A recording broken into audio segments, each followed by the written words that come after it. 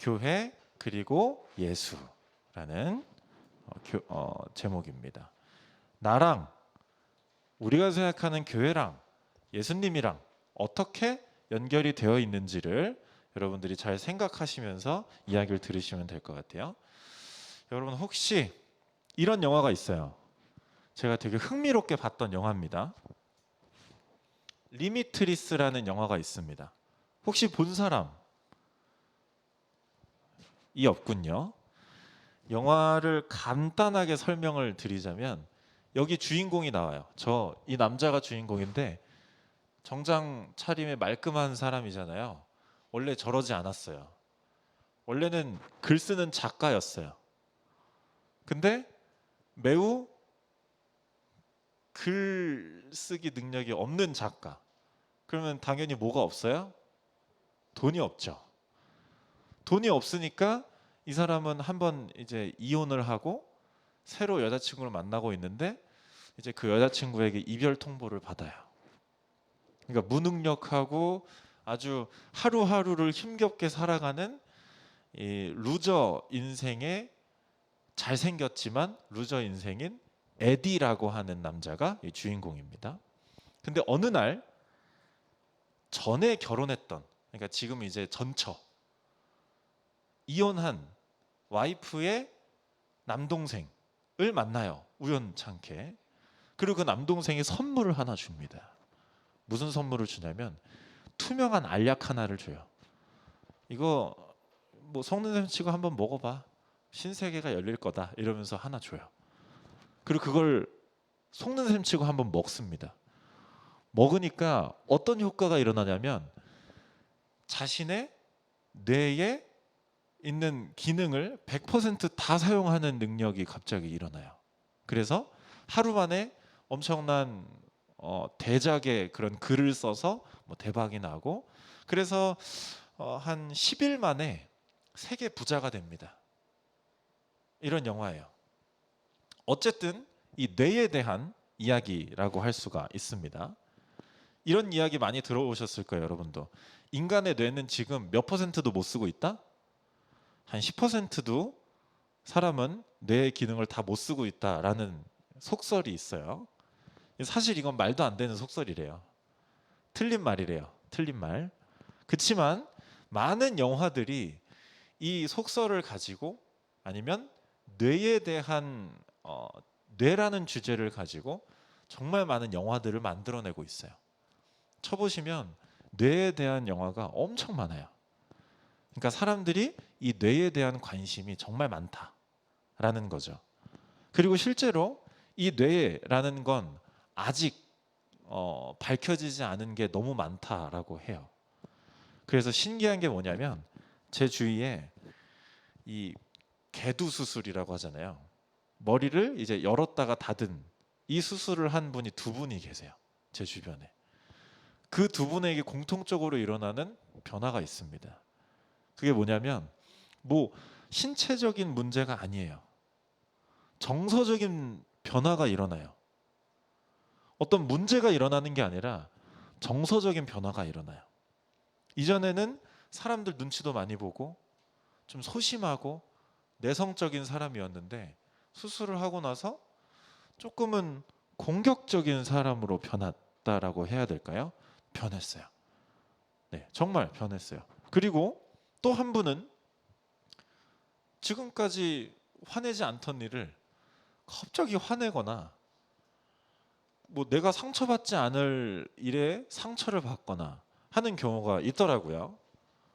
그렇게 정서적인 변화가 이 두 분에게서 나타났어요. 네. 근데 제가 가지고 있다는 생각은 뭐냐면 이 사람 성격이라는 건 타고난 거잖아요. 타고난 것도 얼만큼 많이 있겠죠. 그렇지만 경험에 의해서 어떤 축적된 어떤 지식이나 어떤 경험에 의해서 성격은 대부분 만들어지지 않나라는 생각이 있었어요, 저에겐. 근데 그런 생각을 가지고 있는 저한테는 이 뇌수술, 머리를 열고 닫은 수술로 인해서 정서적인 어떤 성격적인 변화가 일어났다라는 게 너무 놀라웠다라고 하는 게 제 경험담입니다. 것입니다. 그러니까 오늘 우리가 조금 생각해 볼 것은 이 뇌가 얼마나 중요한가가 아니에요. 이 뇌와 이 머리와 나머지 신체가 얼마만큼 밀접한 관계를 가지고 있나, 이 관계에 대해서 생각을 한번 해보려고 해요. 머리와 몸의 관계에 대해서. 머리와 몸은 얼마나 가까울까요? 뭐 말로 다 할 수가 없죠. 그죠? 머리랑 몸이랑 떨어지면 어떻게 돼요? 바로 죽음이죠. 이 머리와 신체, 머리 이외의 신체와 머리의 관계는 떨어지는 순간 바로 죽음으로 이어지는 거예요. 오늘 본문 말씀을 보면 그의 몸인 교회, 그는 몸인 교회의 머리시다. 그럼 몸은 누구예요? 교회. 머리가 누구예요? 예수님이라고 오늘 본문에 나와 있어요. 그러니까 사람으로 따졌을 때 이 머리와 몸의 관계는 떨어지는 순간 죽음으로 이어진다고 했잖아요. 똑같이 이 바울은 교회랑 예수님의 관계를 몸이랑 머리로 비교하고 있어요. 그럼 우리가 알고 있는 머리랑 이 신체의 관계를 생각해 봤을 때 이 교회가 예수님과 멀어진다? 예수님과의 관계가 끊어진다? 바로 뭐죠? 죽음이라고 할 수 있는 거예요. 여러분 개개인이 교회라고 했는데 여러분 개개인이 예수님과 관계가 끊어지면 바로 그 결말은 어떻게 돼요?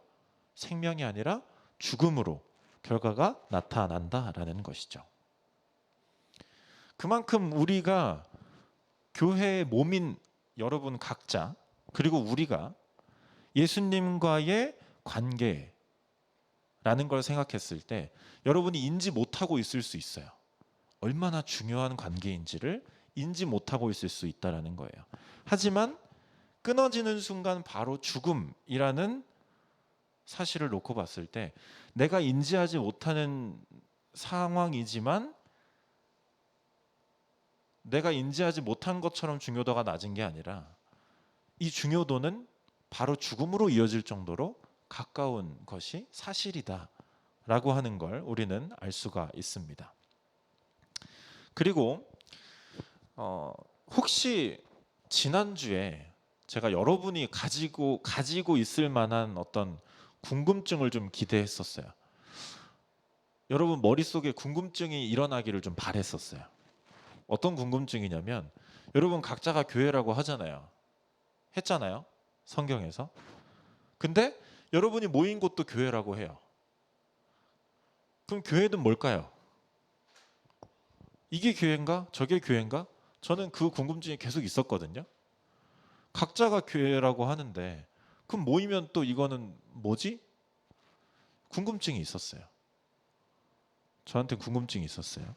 오늘 이 교회의 몸인 우리, 머리인 예수 그리스도라고 했을 때 이 궁금증이 풀릴 수가 있다라는 거죠. 제가 질문을 하나 하겠습니다. 요즘에 이런 논쟁이 있어요. 여러분 엉덩이는 하나일까요? 두 개일까요? 하나? 하나라고 생각하는 사람 손. 엉덩이는 하나다. 한 명, 두 명. 엉덩이는 두 개다. 손. 하나, 둘, 셋, 넷. 나머지 분들은 잘 모르겠다. 겠죠? 엉덩이는 그럼 손가락은 10개잖아요. 그죠?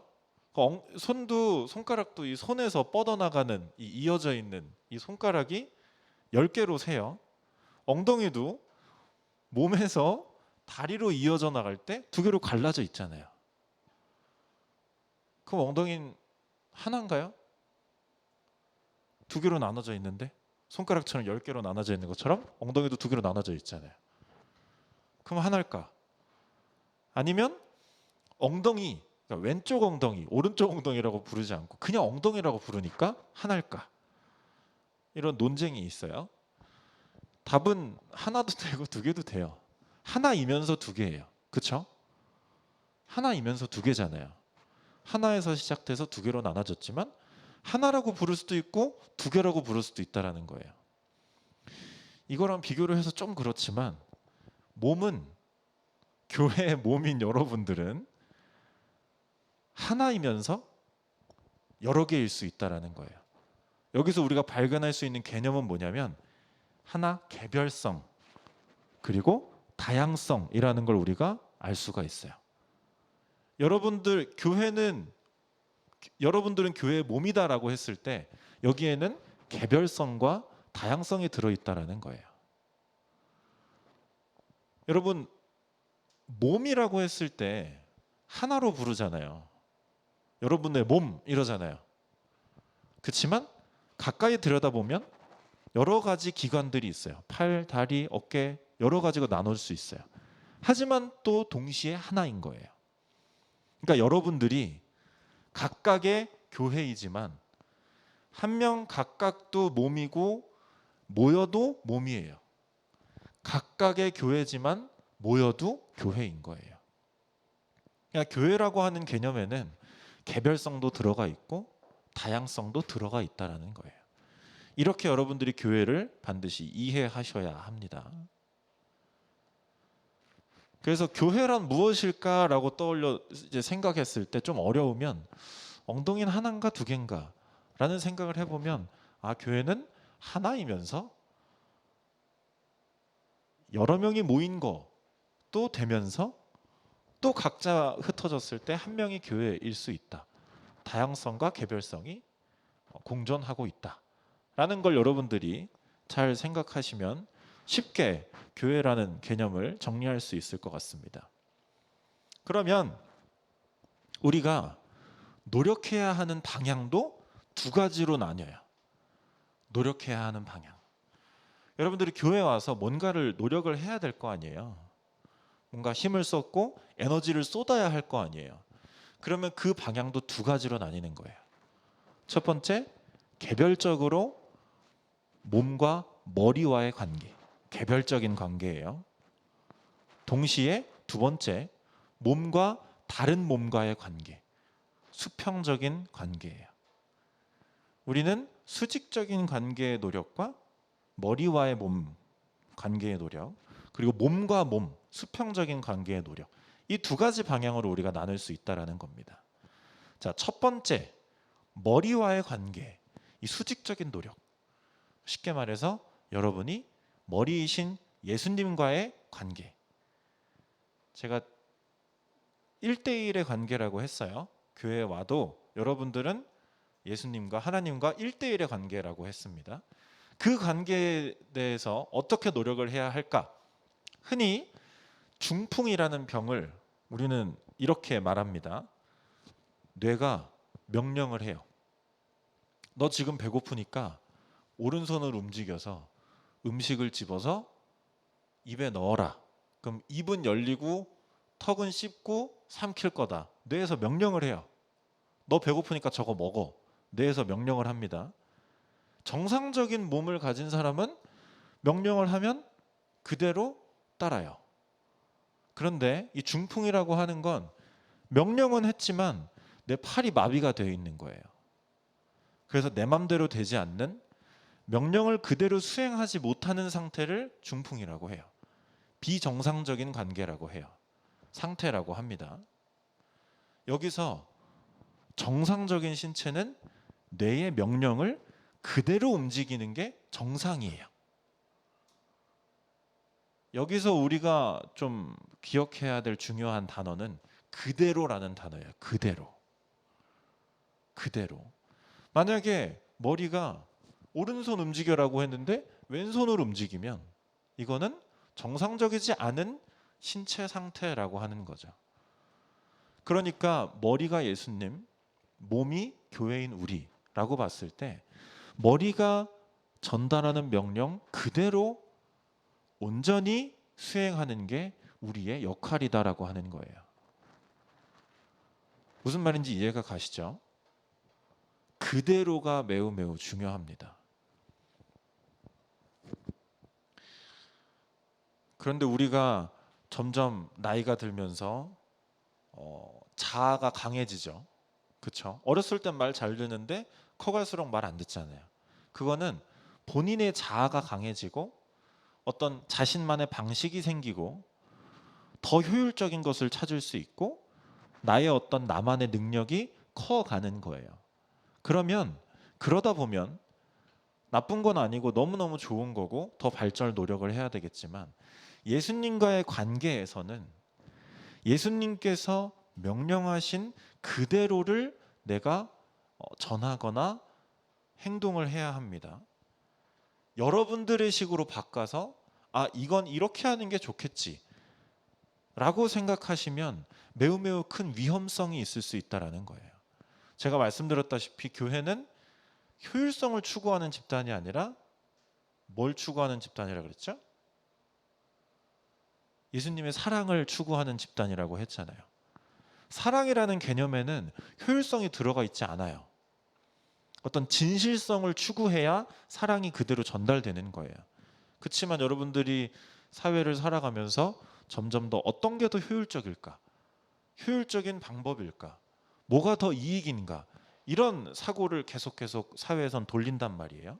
하지만 교회에 와서 교회 오지 않아도 예수님과 나와의 관계에서는 예수님께서 보여주신 예수님께서 말씀하신 그대로를 우리는 전해야 하고 나에게서 내뿜어지게 해야 한다라는 거예요. 이게 우리 예수님과 여러분 개개인의 관계에서 해야 할 노력이 바로 이러한 노력인 것입니다. 예수님께서는 여러 가지 말씀을 하셨기 때문에 여러 가지 말씀들을 여러분이 그대로 행하려고 노력을 하는 게 여러분들의 노력 방향이어야 한다라는 말씀입니다. 자, 두 번째, 다른 몸과의 관계, 수평적인 관계라고 할 수 있죠. 그러니까 다른 몸이니까 여러분 옆에 계시는 분들, 교회에 모인 교회 공동체의 구성원들 사이에서 여러분들이 와서 어떤 노력을 해야 될 것인가 라는 걸 봤을 때 답은 또 몸을 보면 됩니다. 여러분 몸을 보면 돼요. 여러분 몸에서 제일 필요 없는 부위가 어디예요? 제일 필요 없는 부위 없죠. 당연히 없어요. 쉽게 흔히 발이 제일 고통받는 거라고 우리가 생각할 수 있잖아요. 어둡고 습한 곳에서 이제 저희 아버지도 밤마다 여기를 그렇게 막 긁으세요. 여기 뒤에 이제 뒤꿈치에 이제 이렇게 각질이 생기잖아요. 두껍게. 그러니까 발이 제일 고생하는 것 같아요. 발 중에서도 새끼발가락을 한번 생각을 해보면 엄청 조그맣잖아요. 새끼발가락 위에 올라가 있는 이 새끼 발톱은 더 조그매요. 그래서 발톱깎이로 자르면 진짜 보이지도 않게끔 남아요. 이게 또 필요할까라는 생각을 해봤을 때 검색을 해보니까 새끼발가락이 조금만 이제 좀 많이 휘어도 이 사람이 생활하면서 내 모든 관절이 다 망가지는 효과를 불러일으킬 수 있다라고 해요. 그렇대요. 새끼발가락의 역할. 그러니까 너무나 당연한 말이지만 우리가 내 신체의 몸을 생각해 봤을 때 중요도는 달라요? 같아요? 같죠. 내 몸에서 없어도 되는 건 없잖아요. 그러니까 중요도 개념에서 봤을 땐 다 똑같아요. 다 중요해. 안 중요한 게 없어. 조금 뭐 상하거나 없어도 되는 곳은 없어요. 중요도는 같다라는 거예요. 그렇지만 중요도가 더 낮아 보이는 곳은 있을 수 있잖아요. 그렇죠? 뭐 예를 들어 쉽게 말해서 잘 안 씻는 곳이 있어요. 이제 맨즈 스타일링이라고 해서 남자들에게 이제 여름 남자들에게 이렇게 팁을 주는 그런 이제 방송이 있었는데 남자분들 여기 이렇게 여름에 보면 복숭아뼈가 노출 많이 되잖아요. 근데 여기를 잘 안 씻으면 이제 허옇게 돼요. 여기를 좀 관리를 잘해라. 그리고 여기 팔꿈치도 관리를 잘 안 하고 잘 씻지 않으면 뭐 검해지거나 아니면 뭐 각질이 일어나거나 그래요. 그러니까 이런 것처럼 우리가 중요도가 낮아 보이는 곳이 분명히 있어요. 하지만 실상 그 안에 들어가서 중요도를 따져봤을 땐 똑같아요. 중요도는. 이것을 여러분들이 교회의 몸이라고 봤을 때 여러분들 중에서는 가만히 있어도 중요도가 높아 보이는 사람이 생기고 가만히 있어도 중요도가 낮아 보이는 사람이 생겨요. 왜? 각자가 다르니까. 각자 가지고 있는 능력도 다르고 각자 가지고 있는 부도 다르고 어떤 미래의 가능성도 다르고 다 달라요. 그렇기 때문에 누군가는 빛이 나고 누군가는 빛이 안 나는 경우가 생긴다라는 거예요. 그래서 사도 바울 선생님께서는 고린도전서 12장에서 이런 말씀을 하십니다. 사랑장이 어디죠? 고린도전서 13장이 사랑장이에요. 그 바로 앞에 사도 바울 선생님이 뭐라고 말씀하시냐면 더 약하게 보이는 몸의 지체가 오히려 중요합니다. 그리고 몸에서 덜 귀하다고 생각하는 지체에게 더욱 귀한 것으로 입히고 볼품없는 지체들을 더욱더 아름답게 꾸며 주어야 합니다.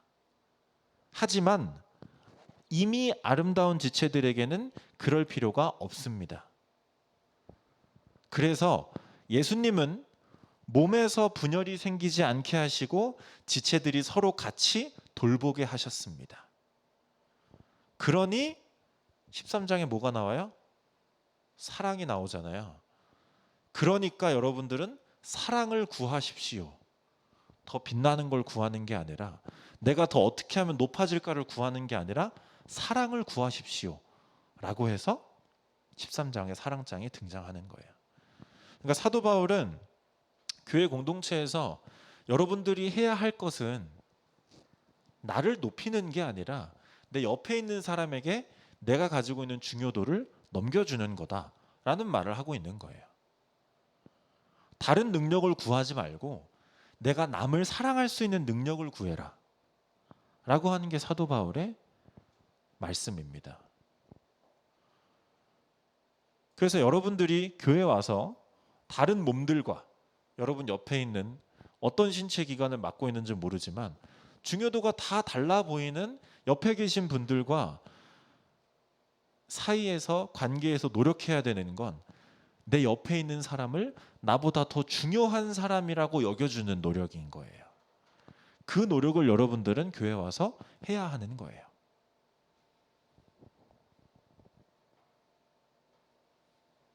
여기서도 지금 이제 여러분들이 점점 나이가 들어가면서 여러분들의 상황은 급격하게 변해요. 제 친구들도 옛날 얘기를 많이 하지만 고등학교 초중고를 같이 나온 친구들은 이제 어떤 친구는 한 달에 700을 벌고 어떤 친구는 한 달에 170을 벌어요. 현실이 그래요. 그러니까 여러분들이 살아가는 삶은 적고 많다라는 건 아니에요. 그러니까 여러분들의 삶이 정말 다르다라는 거예요. 다른 삶을 살 거예요. 그렇지만 성경에서 말하는 건 여러분들이 각자 어떤 삶을 사는지 잘 모르겠고 다 다르지만 교회에 와서만은 사랑을 구해야 된다라는 거예요. 사회에서 중요하게 여기지 않아 하는 사람도 교회에서는 중요도는 같다라는 거예요. 더 빛나지 않는 사람에게 더 빛나게 하려고 노력해야 된다라는 거예요. 더 빛나지 않은 사람에게 좋은 옷을 입히고 좋은 음식을 줘서 그 사람의 중요도를 높아 보이게 해야 한다라는 거예요. 그게 우리가 교회에서 해야 될 노력이라는 겁니다. 이게 완전히 세상에 사회에 있는 어떤 프로그램과 완전히 달라요. 사회에서는 도태되는 사람들은 보지 않죠. 그렇잖아요. 도태되는 사람 보지 않잖아요. 그러니까 면접에서 합격이 있고 탈락이 있는 거예요. 그래서 시험이 있는 거고. 사회는 어쩔 수 없어요. 악하다는 게 아닙니다. 달라요. 교회와 아예 이 성격 자체가 달라요.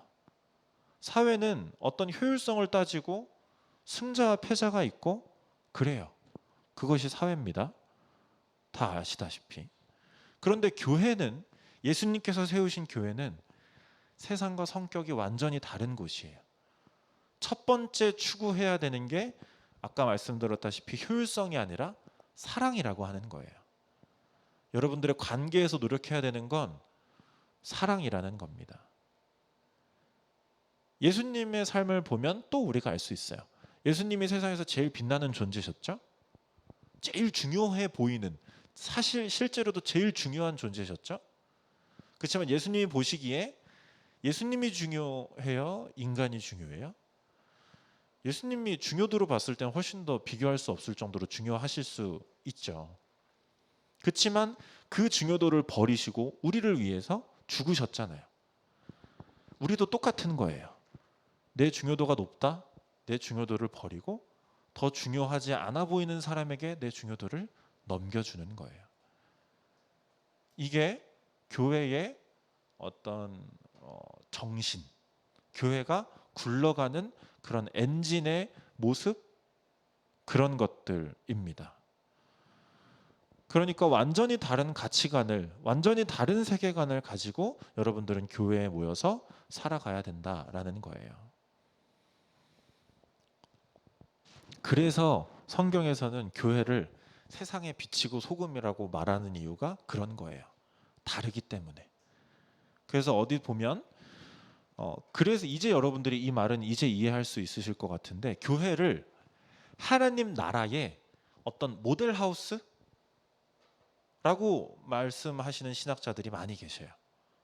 그러니까 우리가 완벽한 하나님 나라처럼 될 수는 없지만 하나님 나라를 보여주는 곳이 교회다라고 이야기하는 거예요. 좀 이해가 가시죠? 사랑을 추구하면서 살아가는 교회 공동체는 하나님 나라의 어떤 전조현상, 어떤 모델하우스, 어떤 모델이라고 할 수 있는 겁니다. 또 다른 표현으로 구원의 방주다라고 표현하는 곳도 있어요. 분도 계세요. 그래서 여러분들이 교회의 성격을 아주 잘 이해하시기 바랍니다. 교회에 와서는 내 본능대로, 내가 하고 싶은 대로 노력하면 조금은 교회의 성격과 맞을 수가 없어요. 교회는 와서 여러분 스스로를 부정하는 곳이에요. 나를 공격하는 곳이에요.